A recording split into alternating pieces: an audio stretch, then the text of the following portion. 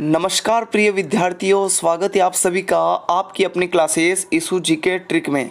आज हम बात करेंगे एक महत्वपूर्ण टॉपिक हिंदी का क्रिया, जहां से आपके राजस्थान का कौन सा भी एग्ज़ाम ले लो आप, बीएससी पीटी सीईटी पशु परिचर, हर एग्ज़ाम में यहां से 2 से 3 क्वेश्चन देखने को मिलते हैं और इस टॉपिक में अधिकतर बच्चे जो है वह कंफ्यूज हो जाते हैं।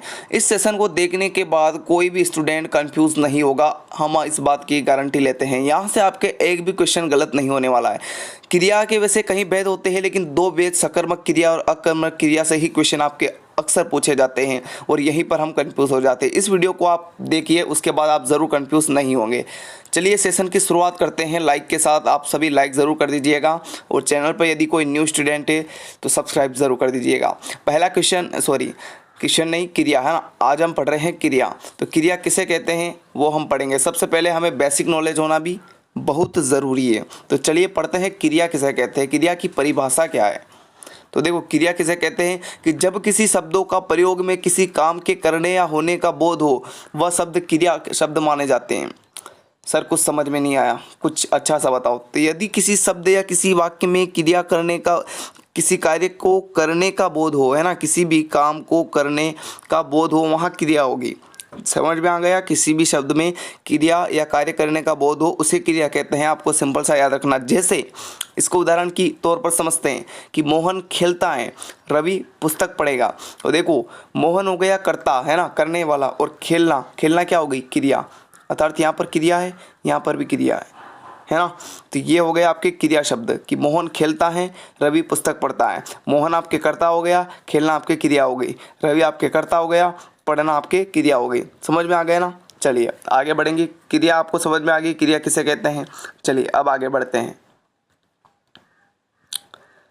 चलिए अब क्रिया के जो भेद है हम पढ़ने वाले महत्वपूर्ण, जो एग्जाम में पूछे जाते हैं, अकर्मक क्रिया और सकर्मक क्रिया। कर्म के आधार पर ये 2 प्रकार की क्रिया होती है। अगर आपको डायरेक्टली क्वेश्चन पूछ ले एग्जाम में कि कर्म के आधार पर क्रिया कितने प्रकार की होती है, तो 2 प्रकार की होती है। कौन कौन सी, अकर्मक क्रिया और सकर्मक क्रिया। अब हम पढ़ेंगे सकर्मक क्रिया किसे कहते हैं। चलिए सकर्मक क्रिया किसे कहते हैं, देखो ध्यानपूर्वक पढ़िएगा कि जिस क्रिया में क्रिया का फल कर्म, है ना, ये कर्म है, जिस क्रिया में क्रिया का फल कर्म पर पड़े उसे सकर्मक कहते हैं।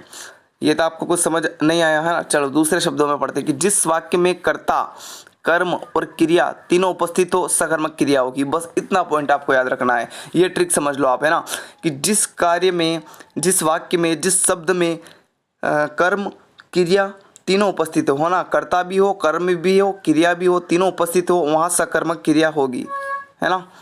एक मिनट। यस, तो आपको समझ में आ गया है ना। जिस शब्द में या जिस वाक्य में, हाँ जिस वाक्य में, है ना, कर्ता हो, कर्म हो, क्रिया हो, तीनों उपस्थित हो, तो वहाँ पर सकर्मक क्रिया होगी। इतना आपको ध्यान में रखना है। इसको हम उदाहरण के तौर पे समझेंगे तो आपको अच्छी तरह से समझ आ जाएगा। चलिए देखते हैं इसके उदाहरण सकर्मक क्रिया के।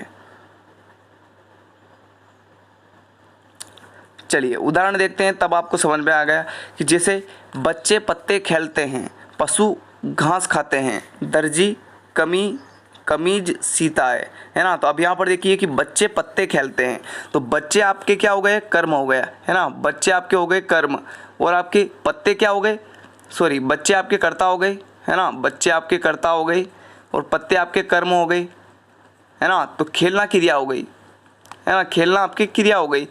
तो इसमें जिस वाक्य में आपके कर्ता हो, कर्म हो, क्रिया हो, तो वह आपके सकर्मक क्रिया होगी, है ना।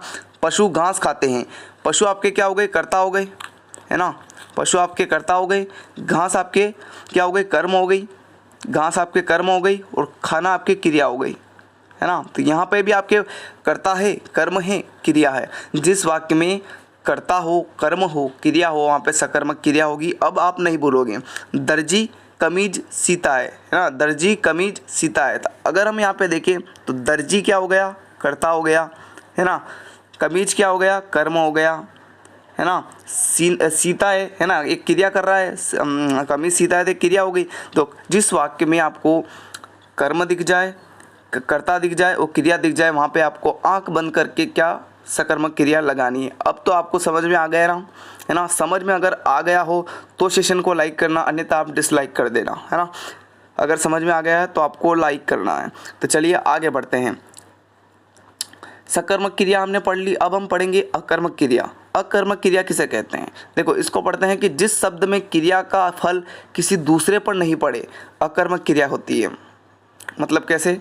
दूसरे शब्दों में समझते हैं कि जिस शब्द में कर्म ना हो अकर्मक क्रिया होगी। डायरेक्टली याद रखना है आपको ट्रिक के माध्यम से कि जिस शब्द में है ना, जिस शब्दों में या जिस शब्द में कर्म ना हो अकर्मक क्रिया होगी, है ना, या जिस वाक्य में आपको कर्म ना दिखे वहाँ पर क्या होगी? अकर्मक क्रिया होगी। अगर आप ये याद रखना चाहे परिभाषा एज इट इज़ तो आप ये भी याद रख सकते हैं। दोनों हमने आपको बता दिए, फिर आप बाद में कहो ना कि जिस शब्द में क्रिया का फल किसी दूसरे पर नहीं पड़े अकर्मक क्रिया होती है, और दूसरे शब्दों में जिस शब्द या जिस वाक्य में कर्म ना हो अकर्मक क्रिया होगी। उदाहरण के तौर पर समझते हैं, एज इट इज़ समझ में आ जाएगा आपको। चलिए उदाहरण देखते हैं इसके अकर्मक क्रिया के कि अभय हंसता है, गोपाल सोता है, पक्षी उड़ते हैं। तो देखो अभय तो हो गया आपके कर्ता, है ना, अभय तो हो गया आपके कर्ता, हंसना हो गई क्रिया, कर्म कहाँ गया? कर्म तो है ही नहीं, और कर्म नहीं है तो आपकी अकर्मक क्रिया हो जाएगी, है ना। अभय आपके कर्ता हो गया, हंसना आपके क्रिया हो गई, कर्म कहाँ गया? तो कर्म नहीं है तो अकर्मक क्रिया होगी ना।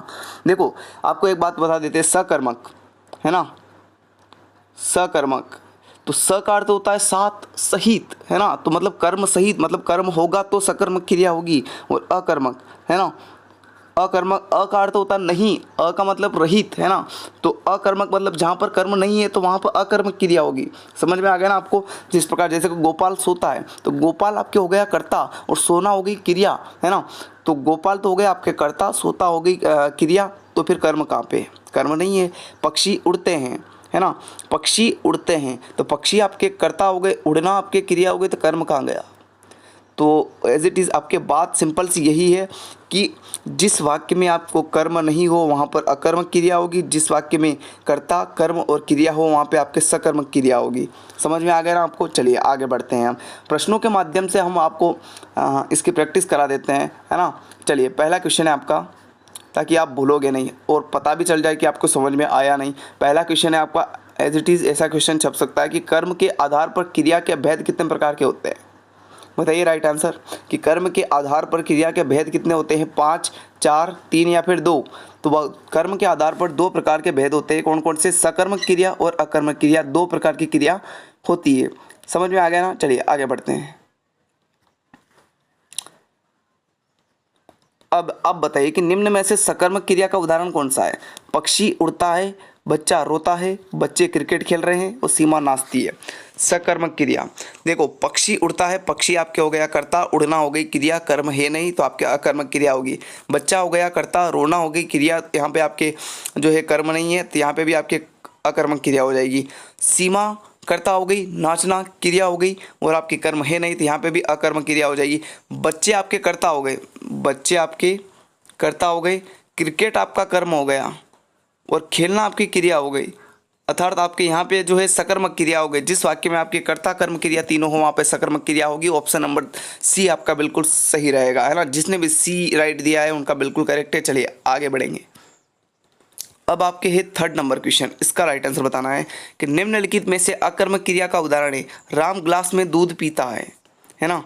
सोहन मैदान में फुटबॉल खेल रहा है और लड़कियां चुपचाप पुस्तक पढ़ रही है और गीता गा रही है। तो देखो राम हो गया आपके कर्ता, ग्लास हो गया कर्म और दूध पीना हो गया आपके क्या क्रिया हो गई, अर्थात यहाँ पे आपके सकर्मक क्रिया होगी। सोहन हो गया कर्ता, मैदान हो गया कर्म, फुटबॉल हो गया आपके कर्म, है ना, और आपके खेलना हो गई आपकी क्रिया, अर्थात यहाँ पे आपके कौन सा कर्म यहाँ पर आपकी क्या हो गया? सकर्मक क्रिया हो गई। लड़कियां चुपचाप पुस्तक पढ़ रही है, तो लड़कियां आपके कर्म हो गई, पुस्तक आपके लड़कियां आपके कर्ता हो गई, है ना, पुस्तक आपके कर्म हो गई और पढ़ना आपकी क्रिया हो गई। तो यहाँ पे भी आपके सकर्मक क्रिया हो जाएगी। गीता गा रही है, तो गीता कर्म हो गई और गाना क्रिया हो गई, कर्म नहीं है, तो ऑप्शन नंबर डी आपका बिल्कुल सही रहेगा। यहाँ पे आपकी अकर्मक क्रिया होगी। तो डी बताने वाले सभी भाई बहन करेक्ट होंगे। चलिए आगे बढ़ेंगे।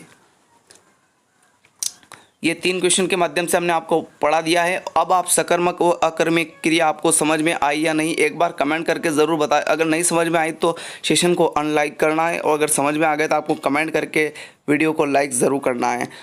इशू जीके ट्रिक चैनल में आपको जो है PDF मिल सकती है। यहाँ पर 785 1035 600, यहाँ पर आप जो है हाय लिख देना व्हाट्सएप पर, हम आपको ग्रुप में ज्वाइन कर देंगे। इसकी PDF आपको मिल जाएगी। Thanks for watching this video. मिलता है नेक्स्ट सेशन में। Thank you.